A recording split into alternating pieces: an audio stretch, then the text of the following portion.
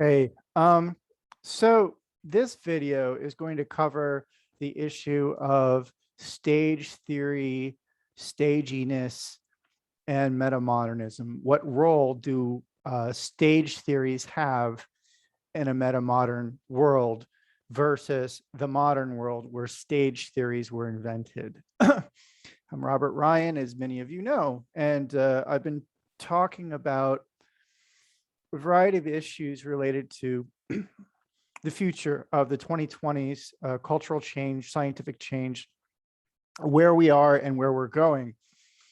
One of the hot issues of our time is understanding human development, both in terms of psychology and in terms of morality or consciousness. Um, and what I've seen on the internet is a huge resurgence in the interest of both Eastern and Western models of stage-based learning, stage-based development, stage-based morality, stage-based history. And there are some major, let's say, drawbacks with stage type theories of human behavior and psychology. And I'm going to address several of those drawbacks and in this video. First of all, let me clarify what stage theory is and means from a classic psychology perspective. So before we get into like the now, the history of staginess. So following on the heels of evolutionary theory in the second half of the 19th century, people were looking for an alternative to the religious explanations of social hierarchy, or also the, the aristocratic explanations, and those two went hand in hand.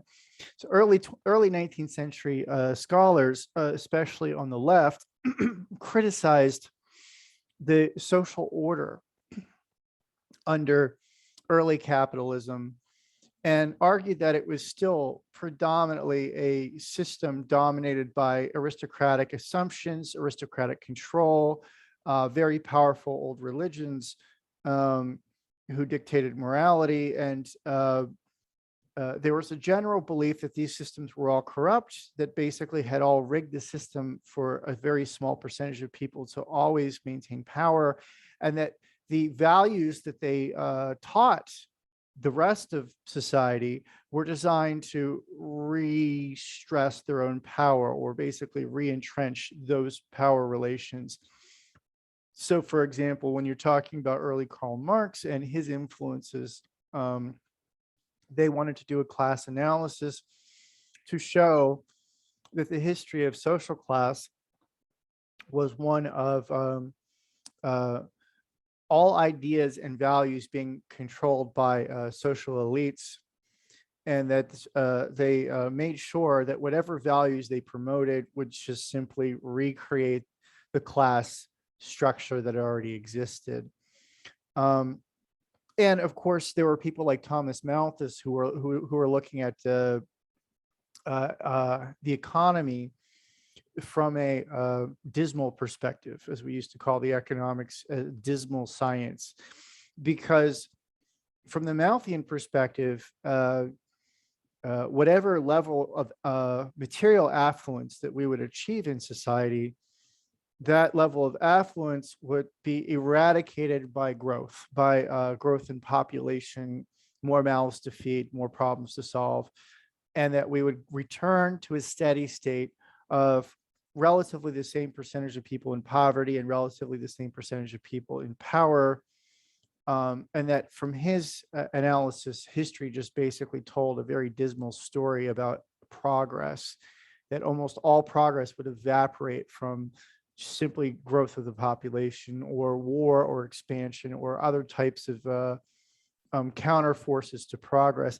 And a lot of this was justified by very slow rates of growth for the first couple thousand years of civilization, that there would be these little surges where there'd be new technology, new social organization, new theories and logics and practices, which would expand empires and entrench their powers. But then there would always be these counter forces, such as famines and, again, war, and basically most of the growth gains would not show up in higher levels of affluence or standards of living. Only very small increases in the percentage of people who would move up to the middle or higher classes over time. And Nietzsche also later, at the end of the century, analyzed the will to power. He analyzed the genealogy of morals, and he basically argued that, yet again, the system of morality that we had created basically either justified the master's morality as simply might makes right, and all those things which who made you mighty, which would keep you on the good team, and that the bad things were basically weaknesses in humanity, and that anything that would lead you to a slave position or victim position was a sign that you probably deserved it, or that basically you weren't one of the glorious people. So we had analyses going on simultaneously of liberal thoughts, where people were trying to liberate the individual from group processes, with the belief that it was the groupness of society, or the formal organizations and the monopolies that they created, which held us back. And then on the other hand, you had this idea that the only way to solve that would be bottom-up monopolies, or a dictatorship of the proletariat, basically a radical inversion of that hierarchy, where instead of seeking equality, that basically would seek to simply overturn who the good people are and who the bad people are, and that you would use a sheer force of numbers to overwhelm the elites by basically using solidarity as a way to shut down via protest and then via countermarch or counterattack those old systems. So here we are, as I said, in the 1800s, and we've got this set of liberal and authoritarian socialist ideas. And then, of course, right in the middle of that comes Charles Darwin and the idea of evolution. And so when evolution comes along, you have this radical shift away from religion towards sort of like hard atheism, or basically skepticism of anything being divine. And then, of course, the left used that perspective going back even before Charles Darwin came out with his book, because you had people like Auguste Comte and Saint Simon, his mentor, arguing that basically positivism as a religion would basically be the worship of great humans rather than gods, and the belief that God is dead and that it was a bad idea. So here you have, in the 1800s, quite a ways back from now, ideas that are still relevant to us today. All these evaluations of whether or not there really is any true progress, whether or not life really does get better. And so at that particular moment, there was massive skepticism that the Industrial Revolution was taking us anywhere positive, other than making the top 10% of society fabulously wealthy, and of course, allowing them to reach their colonial stretch across the globe. So you have this massive skepticism that any of these things, any progress, was actually of any positive use to anybody. Okay. Walking into this scenario, America shows up and basically offers an alternative perspective. Everywhere from Harvard to Columbia University, all the elite institutions of the United States were trying to offer a new pragmatist approach, a new pragmatist understanding that focused around scientific neutrality and objectivity. And what they wanted to do is, rather than use armchair logic and reasoning to a priori decide what the world is all about, which is no offense to any of these other great thinkers, some of them had some really interesting thoughts, but they were Platonic, they were in a cave, they had no empirical reflection, they were not methodically being studied. At this point in history, we were methodically studying physics and chemistry and the hard sciences. And so now the idea of methodical study was trickling into the social sciences, with the leadership of this really coming from London in England, Manchester in England, and then I would say the United States, and it's especially its northeastern campuses of elite power, like the Ivy League. And in walks in basically the pragmatist movement. And this was the birth of American psychology. Okay. So a lot of people think of Sigmund Freud when they think of the start of psychology, unless they're trained in psychology. If you're trained in psychology, you know that there Wilhelm Wundt was basically the major German founder of psychology as a systematic field.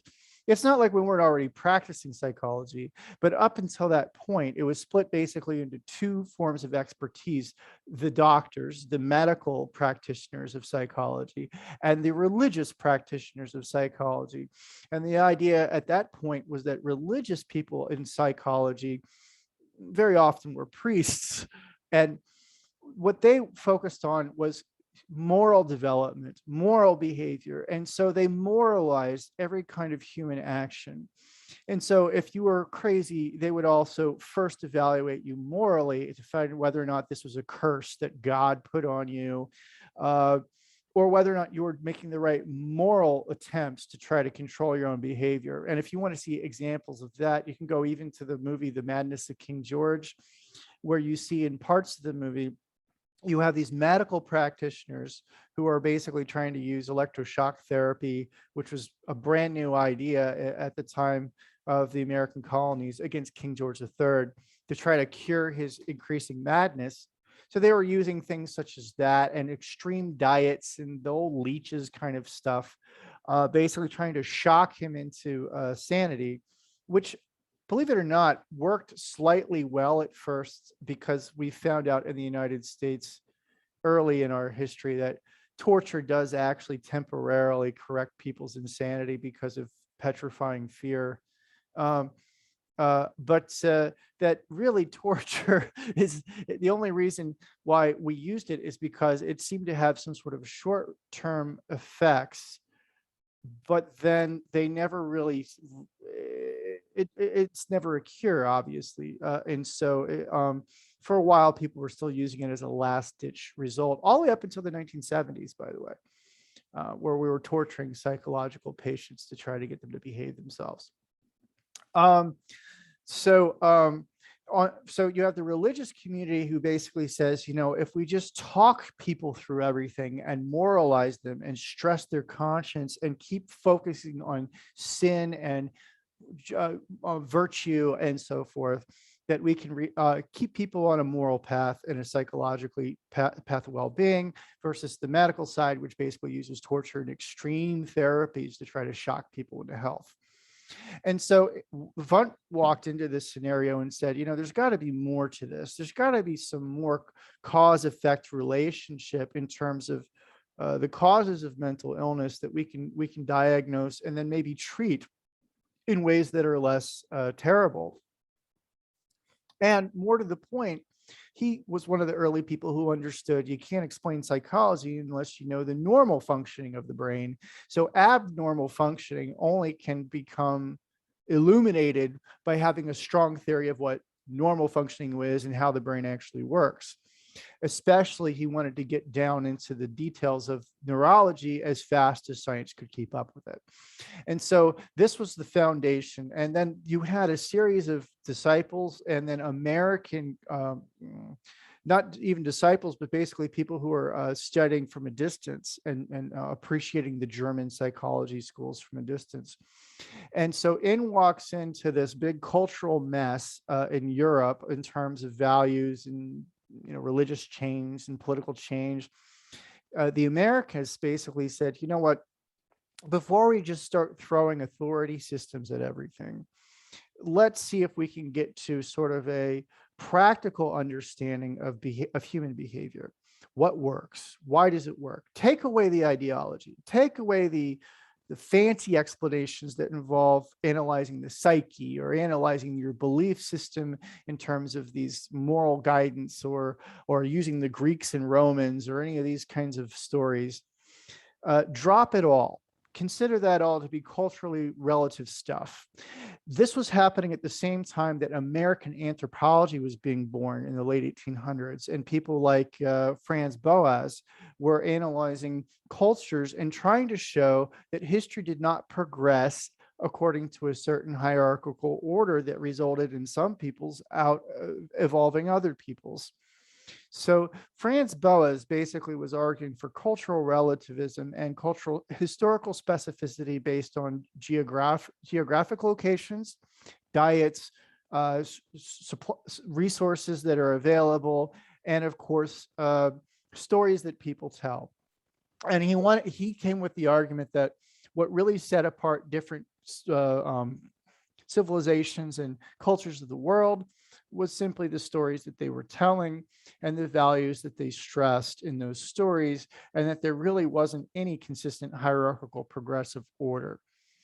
At the same time, in England and in the great powers, you have colonial authors who are basically doing everything they can to justify the superiority of the white person or the Western person over every other part of society.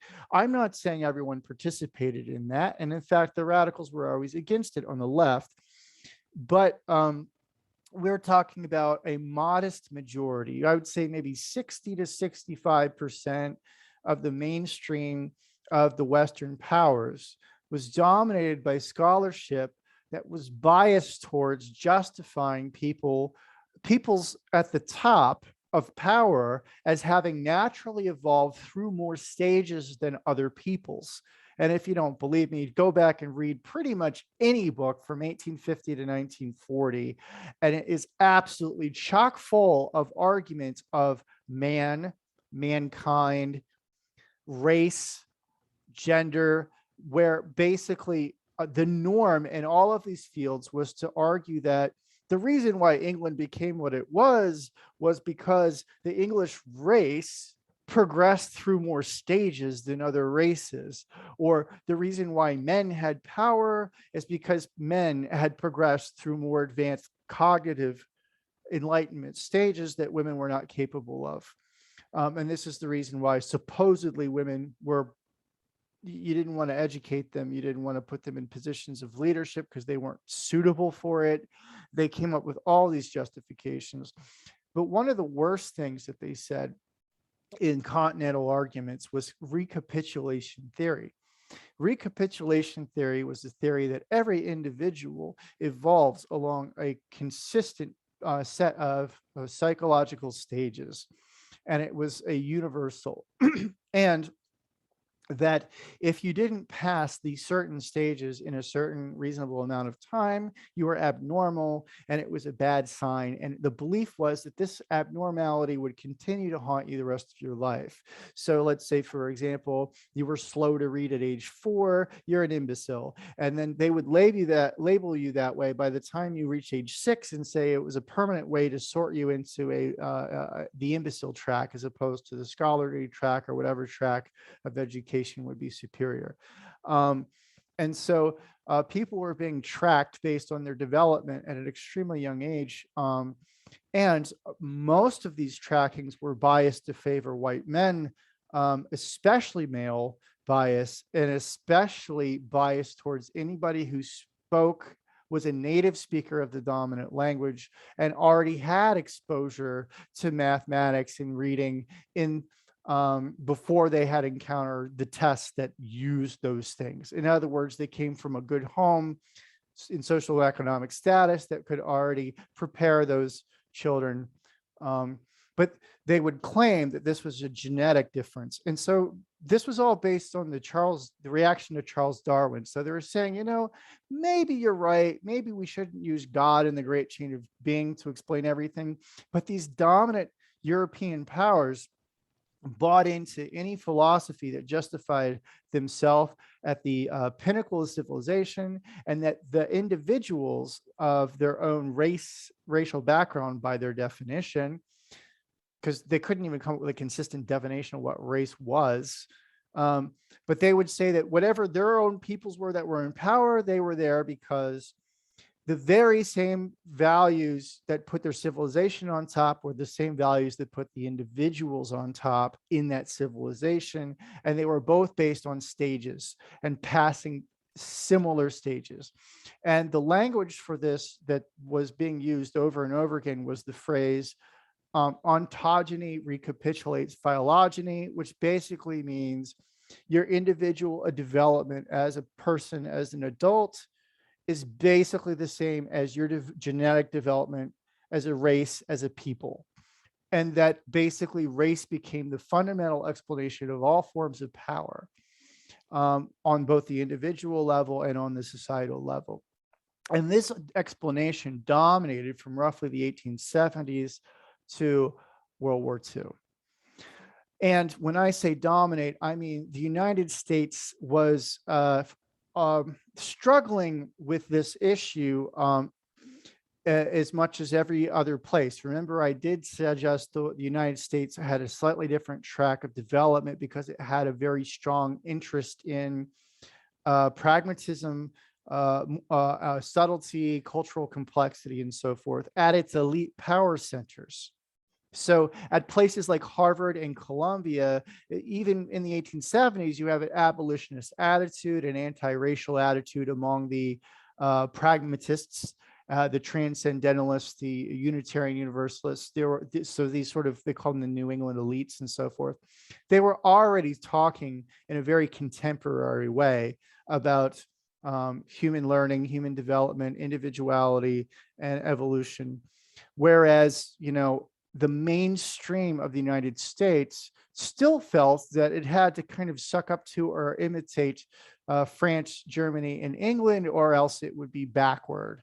And so the American Psychological Association, which was founded around the turn of the century, was led by a guy named G. Stanley Hall. He and his cronies formed an elite power structure that had a total stranglehold on what counted as formal psychology from about 1900 to at least 1960, before we started having some true diversity in these places. Although I will say that Anna Freud came in the middle of that and also temporarily ran the things. So before I get ahead of myself, getting back to the story, we're talking about under this environment, you have the APA and most major government organizations in the United States being convinced that we need to sterilize people who are less intelligent. We need to discourage breeding between the races. We need to discourage even mingling between the races. And we need to encourage all of the breeding to take place at the high end of the pool. And that's eugenicism, is basically selective breeding programs. And then, of course, also allowing the less beautiful people in their eyes to have to do the dirty work and to take all the risks of dying young. And that they probably deserve to die young because of their bad genes. And so this was systematic in the US Army. It was systematic in the APA. It's actually not even secret history. It's right out there in the open. They talked about it openly for many years, especially from about 1900 to 1930. So you had basically two major camps in psychology. You had the pragmatists and the elite New England thinkers, who you would call the left wing of psychology. And then you had the right wing of psychology through the APA, which basically dominated and tried to do their best to marginalize the pragmatists as mere philosophers. And indeed, that's what they did, is they tried to label all the pragmatists as philosophers and not as mainstream psychologists. Entering into this environment, you might think that Freud and Jung were heroes because, clearly they didn't have the same idea of psychology as, Stanley Hall, right? But as it so turns out, they also supported recapitulation theory. That's right. Sorry to break your hearts, Jungians and Freudians. Jung and Freud also did support the theory of recapitulation theory, the idea that both that societies were stage-based and some civilizations were higher than others, that individuals were stage-based, and that they also had a the recapitulation of their own journey in life was the same as basically the peoples they came from. So even Jung, even late in his life, never fully separated from the racist theory of psychology. Um, and this was because this was before they had DNA as a theory. And so they were all theorizing from a plant-based Mendelian understanding of how DNA works without any empirical proof of it. They were all theorizing that basically the memories of our ancestors would carry forth through genes, that basically we had something literally called genetic memory. And so that if I experienced a bunch of bad stuff, like from war, that my genes would remember it, and that my children would be born kind of preloaded with those unconscious knowledges and experiences. So the claim here was that genetic memory, or the collective unconscious, or any of those sorts of kinds of memories, and Freud actually argued similarly. He said the Oedipus complex came from the genetic memory of a murder of a literal father figure who literally became a totem, in the jealous relationships of the women to it. And it's just really, really arcane justifications for the Oedipus complex as being something that there was a literal genetic memory of an original Oedipus event that then was passed through our genes so that all humans bear the Oedipus complex as a sort of psychological Lamarckianism. So this is extreme epigenetics, and the idea that we all were born with some sort of preloaded unconscious software, and that unconscious software, despite us not having it in our conscious brains as a child's, is dictating things for us. This is why it was such a huge revolution when Noam Chomsky came along and came up with his own theory of the mind and of the limited amount of what you basically call firmware or preloaded software into the human mind, and that those things were mostly related to sensory and motor development, and that once you get past learning mechanisms, especially around 18 months of an infant, you basically are going far off from that. You're no longer following some sort of rigid genetic memory. And in fact, the argument that there is no true mechanism for genetic memory that goes straight to the subconscious level from DNA. There's no mechanism for that. And that was Watson and Crick. So basically until you get to the 1960s, there was some pretty radical cultish ideas in psychology. And, this led a lot of people to call psychologists quacks and shrinks and so forth. It also led a lot of people to not trust them and to want to trust the religious authorities more, because at least the religious authorities were giving them a consistent story and also telling them that they had personal control over their lives in terms of choices that they make. So anyway, this is kind of the quagmire of 19th and 20th century thought before what I would call the maturation of the social sciences. And so in such an environment, everybody was partially right and partially wrong.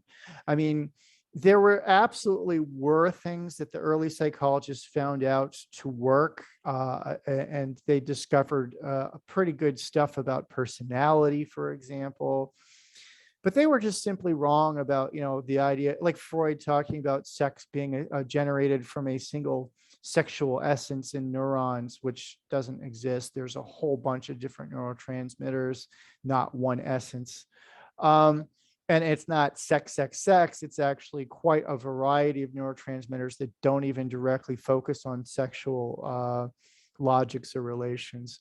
And so anyway, so you have this scenario where modernity was about 1860 to 1940. Modernity basically was the period where we had evolution and everyone was running around trying to create a scientific theory of social and psychological phenomenon on trying to chase physics and chemistry and to try to keep up with it. And this was also when the managerial revolution took place and everyone was trying to create the efficient worker and the perfect assembly line and so forth. And so some of that logic, went back into psychology, into trying to create efficient and effective people who develop in standardized ways. Wouldn't that be convenient? Maybe they even knew that they were trying to impose standardization in people that wasn't even there naturally, but many of them tried to make the argument it already was there. They were just speaking to it. So here we are in the 21st century. Why am I talking about all this in such great detail? Here we are in the 21st century, and we have a wide variety of people looking at postmodernity and saying, this stinks. Whatever it is we're doing now, we need a change. They feel general angst about where we stand in the world today. And so what they do is they go back to all these older ideas and they try to take and pick things that appeal to them that would help them to understand where we are today. The problem is the dominant conversation is around staginess, stage theories. How do I know where I am? How do I know how far I have to go to get better, and who's worse? And so stagey theories are not necessarily just an exact repeat of stages as we had in the colonial era and modernity. What they're trying to do is say, is there any way to decolonize staginess, but keep the stages? Now, let's think about this very carefully. The very first way you would analyze this is to ask the question, are there universal stages that all humans pass through developmentally? Let's leave morals to the side and consciousness to the side. Developmentally, do people all pass through the same stages in the same order? Now, we already know it's a loaded question. Of course, everyone should guess the answer is, no, that there will be cultural diversity. I already told you that since the 1880s in New England, the great anthropologists and thinkers have been arguing against consistent patterns, ladder patterns of history where stages go like this in terms of social evolution. What this means is that the various cultures and societies, if they are considered to be more or less human equivalents, that these various cultures would have people that would progress in different patterns based on the culture. Some cultures would actually start adulthood around 14 and others would start it around 21. And it could be anywhere in between. Some cultures would emphasize certain morals at young ages and others would not. So for example, there might be some belief that teen angst exists universally and that all children have to pass through a teen angst phase around 14 to 17.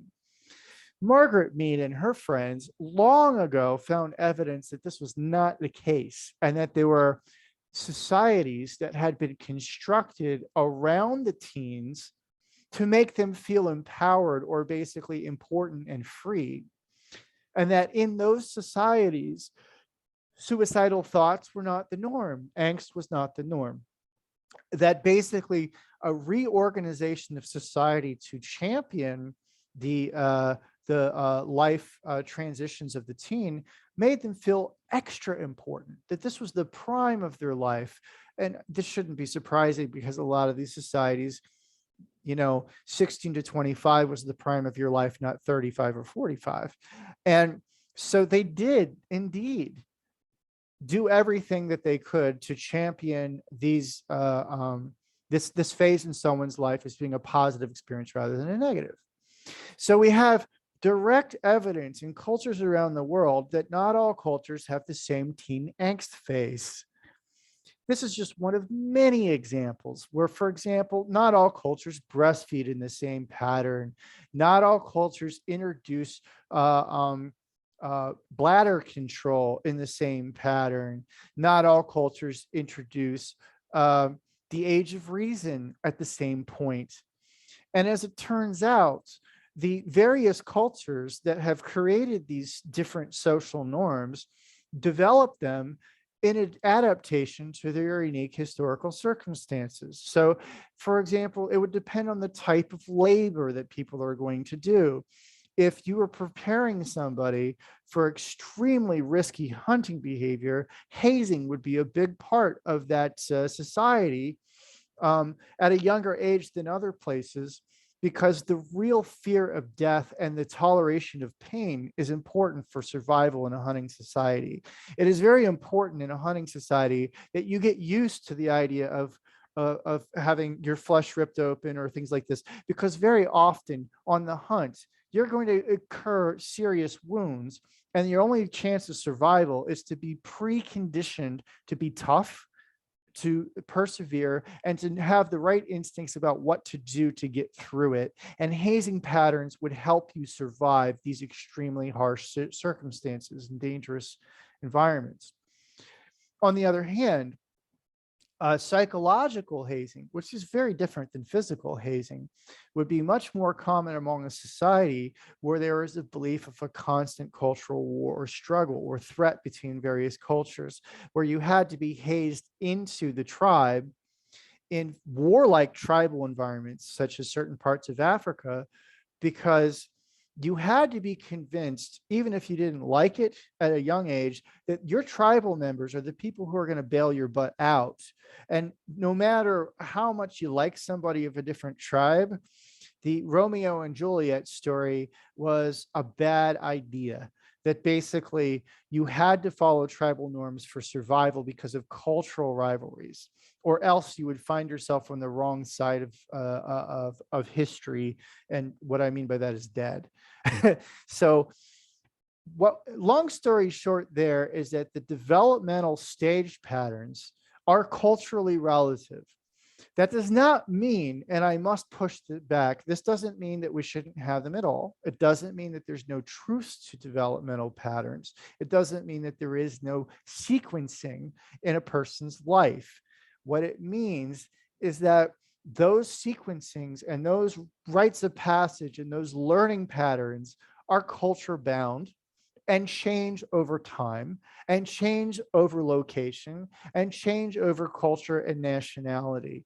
And so that means that a universal stage theory taught as if it were objective and universal here becomes colonial, because what it does is it says the kind of culture that we have developed in our society where we invented that stage theory should be enforced in other cultures, because the only way to recapitulate the stage theory that I invented would be to convince your culture to be like our culture, and that any failures in your development is a failure in your culture, not just your being as an individual. So these are the reasons. We also used to talk about it as Whiggish history, that whoever writes the history books gets to set the rules of culture and then tell everybody else, well, we clearly must be better, and you clearly must need to learn these more advanced ideas from an advanced society. Now, it is true that if you analyze advance from a might makes right perspective, it is true that powerful societies are better at teaching you empowerment. And let me stress what that means. Empowerment is not necessarily morally good or bad. Empowerment means kicking butt. It means learning how to be tough over other rivals, and to survive and to get high up into social systems. So it is absolutely true that those societies which develop the most advanced and intense large social structures, such as corporations and governments, those societies know how to win at the game that they created. This should not in any way be connected to genetics, first of all, which is a mistake of the modernists. So we must just write off the genetics part right out. Second of all, we have to take it away as a sort of measurement of normality, that basically people who are bad at picking these things up are abnormal or defective. So not just racial eugenics, but also just individual level eugenics. You were born defective. You can't reach those levels of power. No, the better way to think about it is this.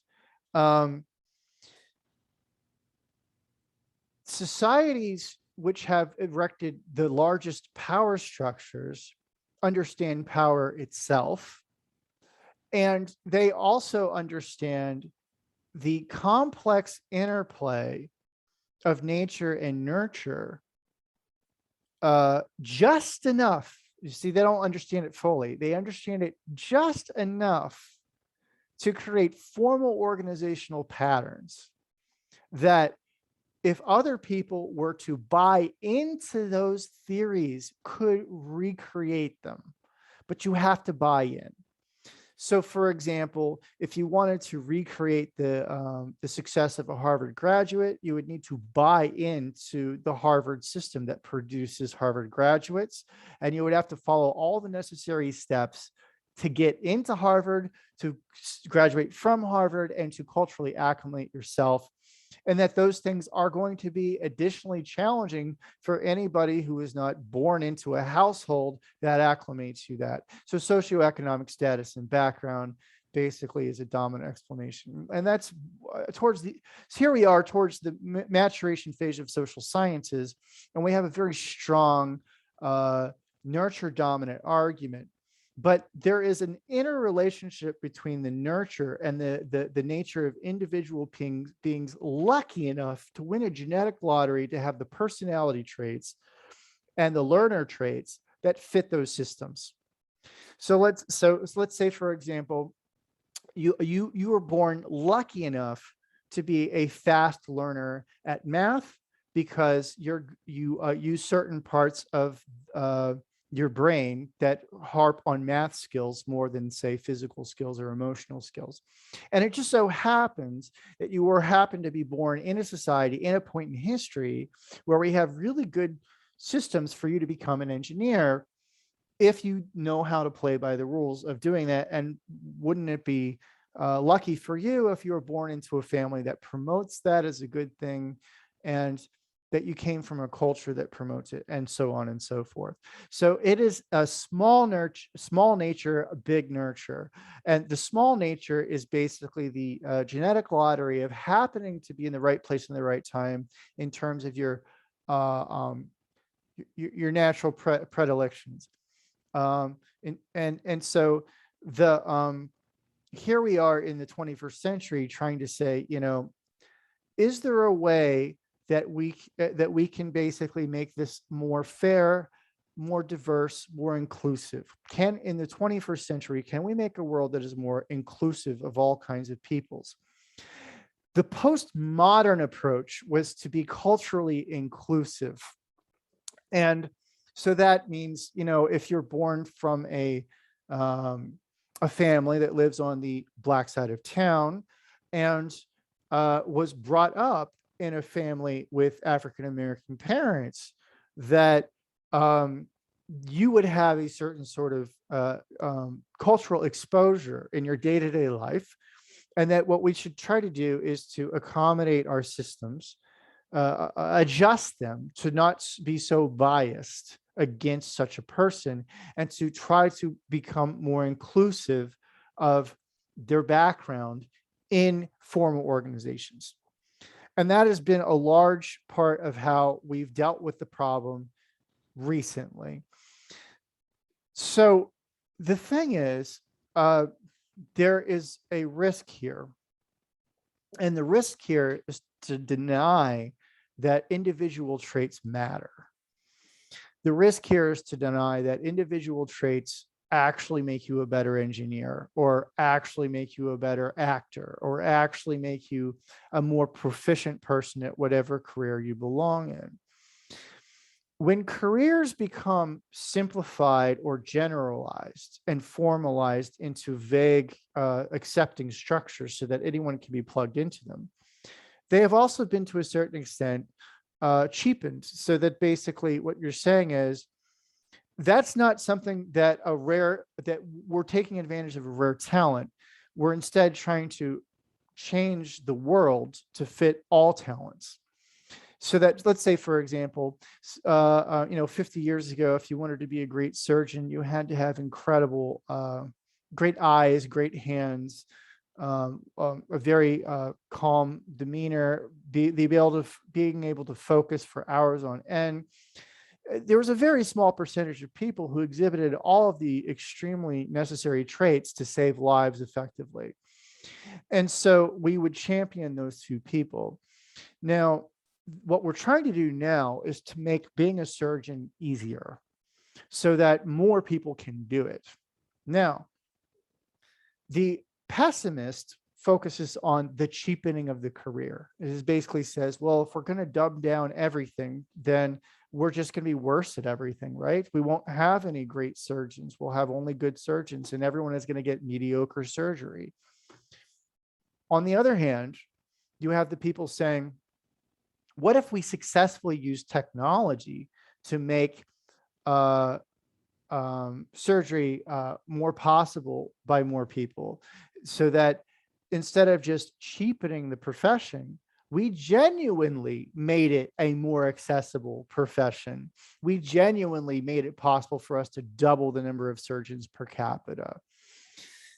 This is where we think about technology as the solution, as opposed to manipulating politics or culture. And when we think about it this way, this is how I see metamodernism. Okay. Metamodernism is not simply a rejection of the postmodern, or simply a return to the modern. It's not simply let's take a look at all these different stage theories and sort of aggregate them and kind of create these meta theories of stage, or say, well, there's all these stages, but they all happen simultaneously, or basically creating all these sort of retrograde motion explanations for how these stage theories can be preserved.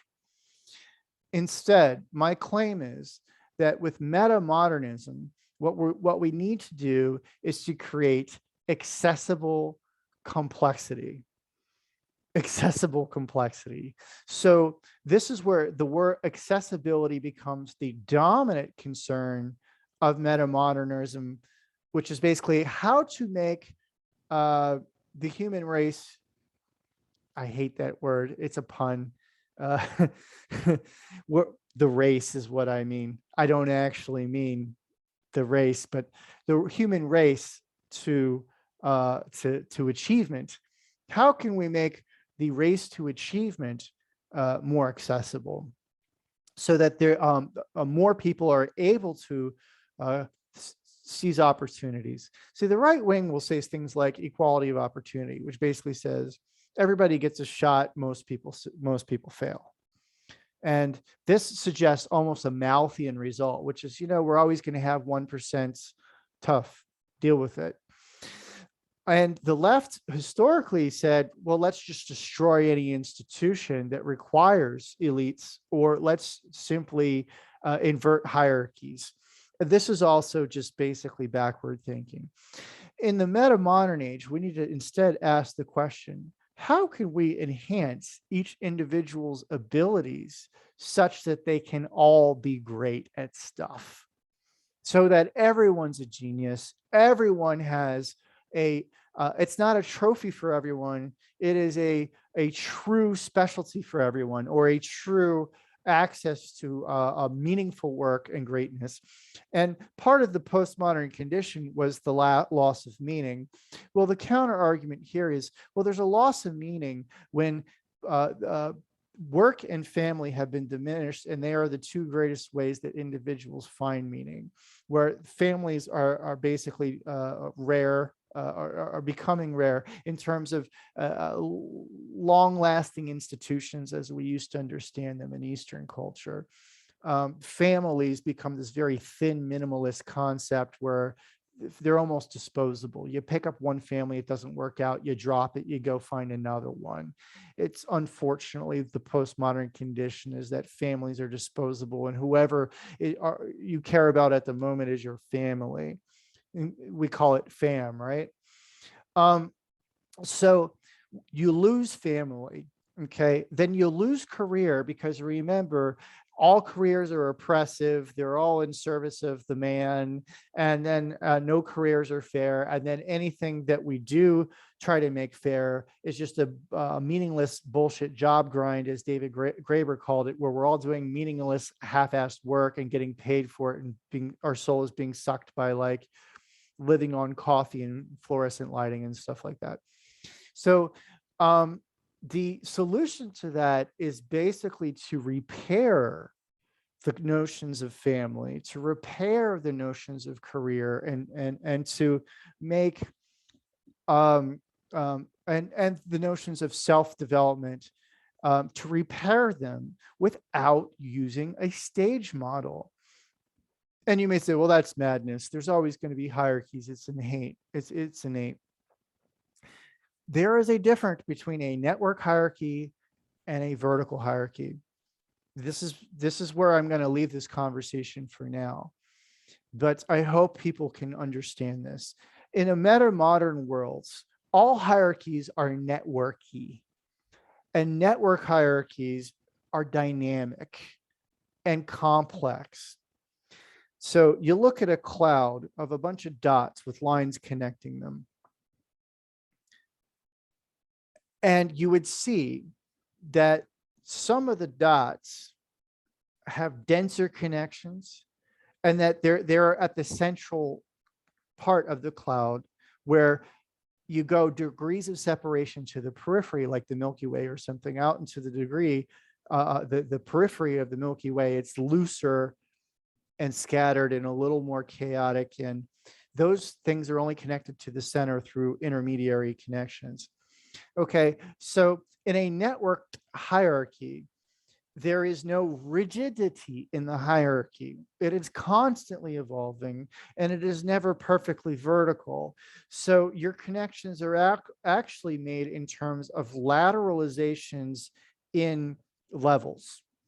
And those levels of lateralizations aren't crisp. If we squint at the cloud of data, we can imagine some sorts of structural breaks between this cloud in the center, and then that's the core, and then a semi-periphery, and then an outer periphery, and so forth. But we have to squint to do it, because the reality is it's closer to continuity, and that the gaps between the top and the bottom are much narrower than we think. In informal hierarchies, we use the concept of 6 degrees of separation, where basically there are never any more than 6 intermediaries between me and some extremely powerful person somewhere else in the world. In formal hierarchies, we convince ourselves that there may be 12, 15 levels between the top and the bottom. In informal hierarchies, there's never more than 6 gaps. So basically 7 levels or 6 gaps. There's never more than 6, because in an informal hierarchy, it's an open system. And in an open system, there's always ways at which those levels are impure. And so level 6 and level 5 are actually entangled through sort of like cross-sectional.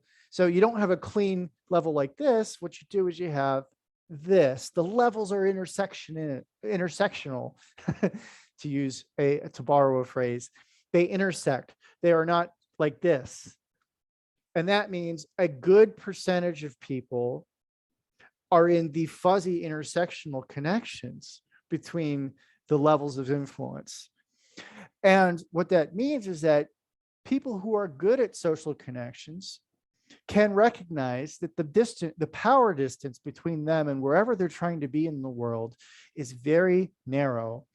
and that all you have to do is find these what we call interstitial spaces or interstitial spaces. So you have networks and you have network folding where these network areas overlap, and where we think they're separate levels, there are people that break that logic. So for example, you're talking about vice presidents who eat lunch with middle managers because they're friends, or they play cards together or something. And so when you're in those informal spaces, all the usual rules of level separation in a formal hierarchy don't apply. So what I'm saying is that in the metamodern world, that we are creating a world where we still have network hierarchy in a network perspective that is complex, but it also involves messy interstitial connections. And that the hierarchies are only real for people who see the world in terms of formal categorical differences, such as black and white, or man, woman, or if you see the world as being part of neat categorical distinctions, that sort of world will be reified for you. Your personal experiences will be of those sorts of clunky block differences, hierarchies, and lateralities. So if you are a kind of person who talks about black versus white as a rivalry all the time, you're going to end up in a group of people who think that way and structure their lives that way. And then they're going to recreate that experience. So these people over here will say, I only hang out with black activists. And these people say, I only hang out with white reactionaries. And then they're going to find that everything in their immediate environment recapitulates that assumption. Those people which see the world in blocky chunks and stages will see stages everywhere they look, because the social patterning is that those other people who also share those beliefs will cling in similar groups and recapitulate that assumption. So in other words, instead of ontogeny recapitulating phylogeny, what we actually have is epistemologies and ontologies recapitulate epistemologies and ontologies in the applied world. So if you believe the world is made up of rigid types, the world that you operate in will also be made up of rigid types. Why do I say this? Those people who see the world in complexity and see the world as fuzzy and non-stage-based will, in fact, live in such a world where they find other people who think the same. And this is where you can boundary span. So some of the most interesting people in the world, in a metamodern world, find each other because of their comfort, how comfortable they are with ambiguity and complexity, and with inner stage or inner hierarchy mobility. And they will have those sorts of social relations. So what I'm saying is, the reason why I got to be, boom, a recent public intellectual where people actually want to know my opinion on these things is because I assumed that sort of world. I assumed a sort of world would be a good world where we have an open door policy among great thinkers, that we are humble and do our homework, that we make sure we don't speak until we really know what we're talking about, that we do not simply reify old thinking, but that we study the new thinking and we study open doors. And lo and behold, that's what I found. Because I went to seek that kind of world, that's exactly the world I live in. I live in a world of gray area, of balance, of centrality, of fuzzy centralities, and the ability to see the nuances in various things. And I did it without assuming any stages whatsoever. I never needed to assume that I passed through certain moral stages to get where I am. I never assumed that I was leveling up in consciousness. I was never assuming that other people repeating in my steps would also be following a similar sort of enlightenment path. None of those things were my assumption. What did I assume? I assumed that the future was my goal, that I wanted to find the most robust social practices and beliefs that were culture spanning.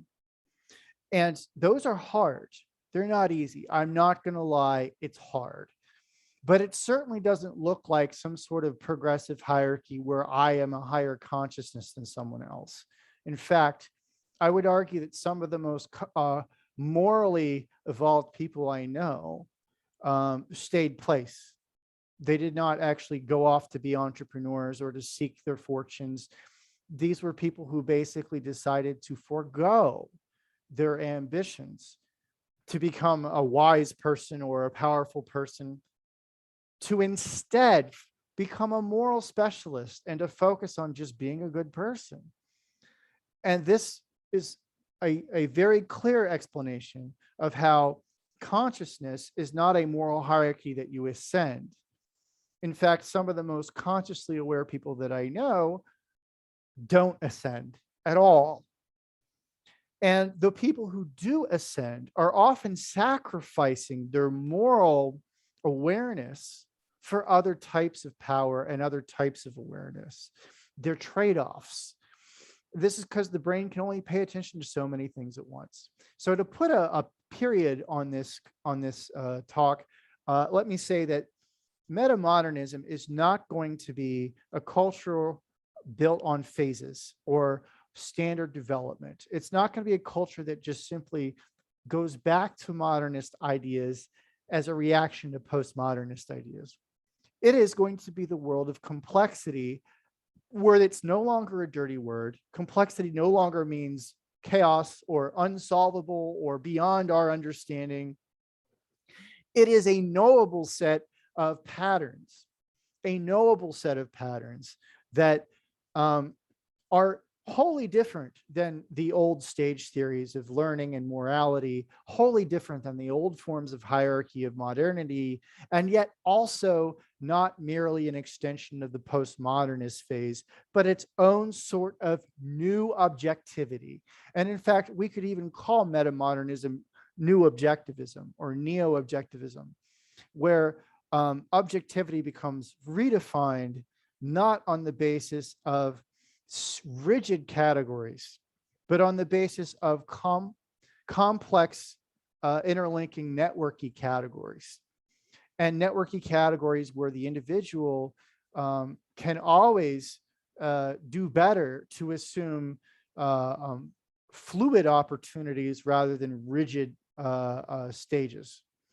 And that any individual would benefit from learning how they themselves best reflect the world that they live in and where they can specialize their talents, rather than to suggesting that we ought to fit the world.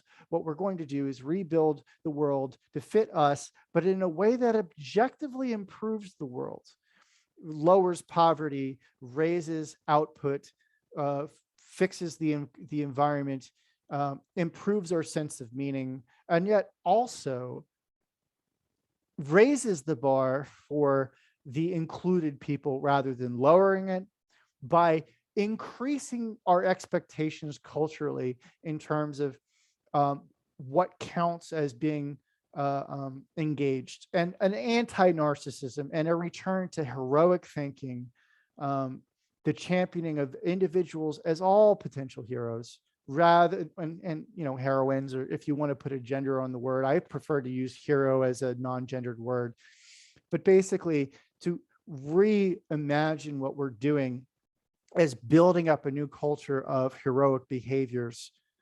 And we can do that by acknowledging the hero in every person rather than convincing them they are not. Yeah, so that's pretty much the history and the now of stage theory, and I'm going to end it here. Thank you.